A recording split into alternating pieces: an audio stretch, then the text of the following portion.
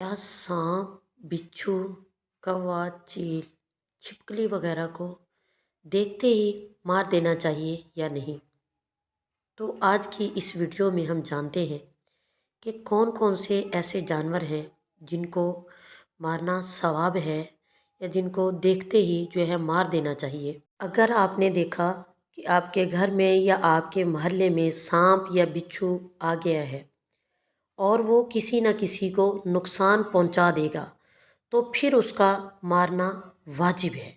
अगर सांप का मारना वाजिब ना होता कि हदीस मुबारका में भी आता है कि अगर आप नमाज पढ़ रहे हैं तो सांप आ गया है तो पहले आप सांप को मारेंगे, क्योंकि सांप ऐसा मूसी जानवर है कि जो इंसान को नुकसान पहुंचा सकता है। यानी सांप के बारे में तो ये है कि आप नमाज जारी नहीं रख सकते, पहले आप सांप को मारेंगे उसके बाद अपनी नमाज मुकम्मल करेंगे। और अगर घर में चूहा आ गया है तो अगर वो नुकसान पहुंचा रहा है, अगर जो है वो नुकसान पहुंचा रहा है तो इस सूरत में चूहे को मार देना चाहिए, लेकिन चूहे को मार देना वाजिब नहीं है। और ये भी नुकसानदेह जानवर है, क्योंकि ताउन की बीमारी जो है वो चूहे की वजह से ही होती है और उसी से फैलती है।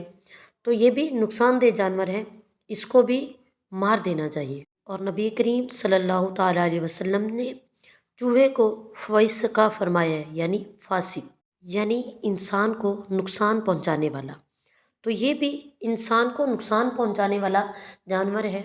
अगर आप इसको मार सकते हैं तो चूहे को भी मार दें, लेकिन ये वाजिब और लाजिम नहीं है। अगर आपको नुकसान पहुंचा रहा है तो इस सूरत में आप इसको मार दें। और चील का भी ऐसे है कि अगर वो नुकसान पहुंचा रही है तो उसको भी मार देना चाहिए।